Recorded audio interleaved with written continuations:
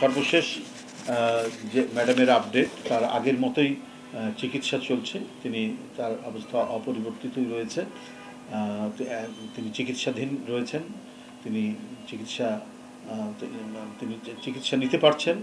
তো আর এই যে মেডিকেল টেকনিক্যাল যে বিষয়গুলি নিয়ে হয়তো কিছুক্ষণের মধ্যেই ম্যাডামের চিকিৎসক ডাক্তার জাহিদ, বিএনপি জাতীয় স্থায়ী কমিটির সদস্য, তিনি কথা বলবেন। আমি শুধু এইটুকুই আপডেট পেয়েছি যে চিকিৎসা বিদ্যমান রয়েছে। এই আর একটি কর্মসূচি আমি আপনাদের সামনে ঘোষণা করতে চাই আজকের এই সংবাদ বিবরণ থেকে। দেশনেত্রী বেগম খালেদা জিয়া এদেশে একটি অনন্য রাজনৈতিক ঐক্যের প্রতীক।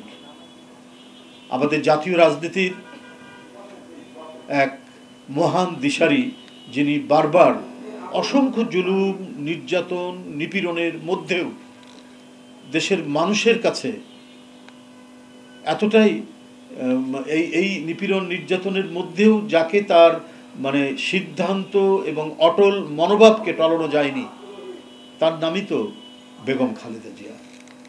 তাকে নানা চক্রান্ত, ষড়যন্ত্র এবং নির্যাতন করে হয়তো তাকে অসুস্থ করা হয়েছে, গুরুতর অসুস্থ করা হয়েছে, কিন্তু যতক্ষণ তার তিনি আমাদের সাথে কথা বলেছেন বা তিনি সুস্থ ছিলেন, ততক্ষণও তিনি এদেশের মানুষ এবং স্বাধীনতা, সার্বভৌমত্ব এবং গণতন্ত্রের প্রশ্নে তার যে দৃঢ় মনোবল, সেই মনোবলকে দুর্বল করা যায়।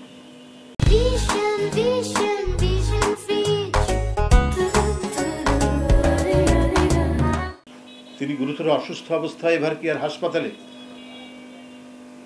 আমরা প্রত্যেকেই, সারা জাতি এবং আন্তর্জাতিক সম্প্রদায় পর্যন্ত তার জন্য দোয়া করছে। আল্লাহ যেন তাকে দ্রুত আরোগ্য করেন, দ্রুত সুস্থতা দান করেন, যাতে তিনি আবারও জনগণের মধ্যে ফিরে আসতে পারেন। তার দেশের মানুষের কাছ থেকে এসে তিনি যাতে তার রাজনৈতিক কর্মকাণ্ড এবং জাতির অভিভাবক হিসাবে জাতির নেতৃত্ব দিতে পারেন। এটাই আজকে তৃণমূল থেকে সারা জাতির প্রত্যাশা, এবং আন্তর্জাতিক সম্প্রদায়ও উদ্বিগ্ন এবং উৎকণ্ঠার সাথে তার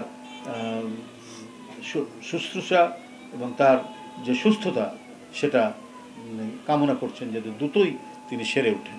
যাই হোক, আমরা এই মহান দেশপ্রেমিক নেত্রী, দেশনেত্রী বেগম খালেদা জিয়ার আশু সুস্থতা কামনায় আগামীকাল শুক্রবার প্রতিটি মসজিদে, দেশের প্রতিটি মসজিদে, মন্দিরে এবং অন্যান্য ধর্ম সম্প্রদায়ের উপাসনালয়ে তার আরোগ্য কামনায় অন্যান্য সম্প্রদায়, ধর্মীয় সম্প্রদায়, হিন্দু, বৌদ্ধ, খ্রিস্টান, তারা প্রার্থনা করবেন এবং বাংলাদেশের প্রতিটি মসজিদ, সেখানে তার আরোগ্য কামনায় আমরা দোয়া এবং মোনাজাত করব।